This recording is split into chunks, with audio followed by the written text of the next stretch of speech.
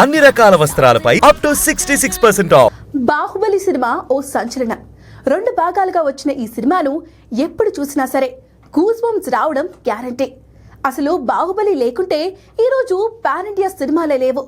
టాలీవుడ్ కు అంతగా గుర్తింపే ఉండదు.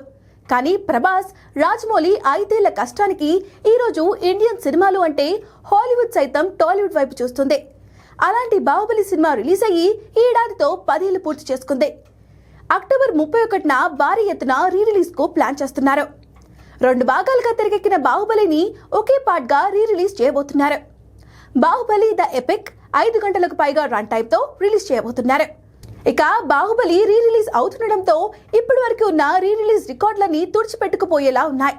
ఈ సినిమా రీ రిలీజ్ క్రేజ్ మామూలుగా లేదని చెప్పడానికి బుక్ మై షోలో చూపిస్తున్న ఇంట్రెస్ట్ నిదర్శనం అని చెప్పాలి.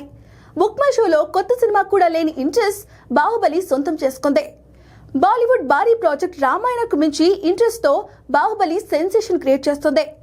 రామాయణ సినిమాకు 39K ఇంట్రెస్ట్ ఉండగా బాహుబలికి మాత్రం 44K ఇంట్రెస్ట్ చూపిస్తున్నారు. ఈ లెక్కన బాహుబలి కోసం ఆడియన్స్ ఏ లెవెల్లో ఎదురు చూస్తున్నారో అర్థం చేసుకోవచ్చు. ఏదేమైనా బాహుబలి బాక్స్ ఆఫీస్ రికార్డులు టచ్ చేయడానికి మన సినిమాలకు 9-10 ఏళ్లు పట్టగా ఇప్పుడు రీ రిలీజ్ రికార్డును టచ్ చేయడానికి మరో దశాబ్దం పడుతుందని చెప్పుకోవచ్చు.